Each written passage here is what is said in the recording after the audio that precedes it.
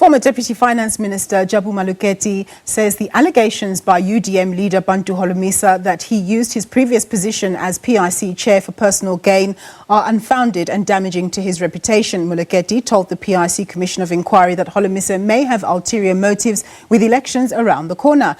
He's asked the Commission to treat the allegations with great circumspection. Moleketi told the Commission that it is not the first time that the UDM leader has made such allegations, as the two parties have met in court over the same allegations before. Moleketi, together with other representatives of Harith and Lebashe, sought to interdict Holomisa from publishing the same allegations online. Moleketi is now chairman of Harith General Partners and a shareholder through a family trust in Lebashe. Lebashe was funded by PIC in a transaction to acquire Capitec shares. Holomisa's testimony raised concerns of former directors, employees of PIC creating business empires through easy access to PIC funds. For more on this story, we cross to our reporter, Gloria Sefako-Musi. Good afternoon. Well, from this morning, the Commission had the testimony of Jabu Moleketi, the former Deputy Finance Minister who was also the chair of the PIC. The reason why he's here at the Commission is because he was implicated in the testimony of UDM leader Bantu Holomisa in the past few weeks. We've seen that the Jabu Moleketi now is with Harith and Lebashe. In Holomisa's statement, he had said that there seems to be a select few that seem to be benefiting from the resources of the PIC, having easy access to the funds at the PIC. And he mentioned that it seems that there are former directors and employees that are having easy access and building empires from the resources of the PIC. Now, in the past week, we saw Holomisa taking the stand and being cross-examined by the legal representatives of Harith and Lebashe. And now those representatives of those companies now are taking the stand here, giving their testimony. This morning, it was Jabu Moleketi, as I said, and in his testimony, he said that Holomisa's testimony was defamatory and damaging to his reputation, and and also to those that he also mentioned in his statement. He said that it's not the first time that Holomisa and Harith and Lebashe meet. They met in court before as they were seeking to interdict Holomisa from publishing the statements. We understand he had written a letter and published it online and on his website and on his Twitter account as well.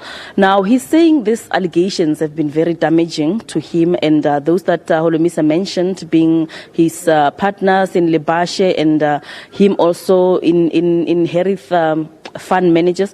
Let's just take it a step back again, just where this Harith fund managers started. When Moleketi was the Deputy Finance Minister, he together with Tepo Mahlwele at the PIC was an executive. There was a call for a fund to be established, the Pan-African Infrastructure Development Fund. And when that fund was established, Harith Fund Managers was established to manage that fund. Tepo Mahlwele was leading this process. He's now the CEO of Harith Fund Managers. It later on changed to Harith General Partners, as they said that because Harith Fund Managers was its sole mandate was to manage the Pan-African Infrastructure Development Fund. But as time went, they realized that because of its limitations, they wanted to expand, and they formed now Harith General Partners, which now is subcontracted to manage the PAIDF on behalf of Harith Fund Managers.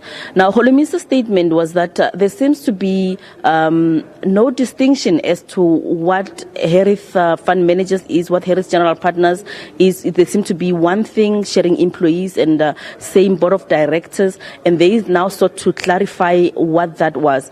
Another issue is the issue of Lebashe that came out. Lebashe, we understand that Moleketi is a shareholder in that, and also Tepo Mahlwele, and they said that Holomisa's issue was that the PIC funded Lebashe to acquire, in a transaction to acquire Capitec shares. Now, what happened is in their explanation of this is that they had approached the PIC with a fully funded proposal to buy buy these shares.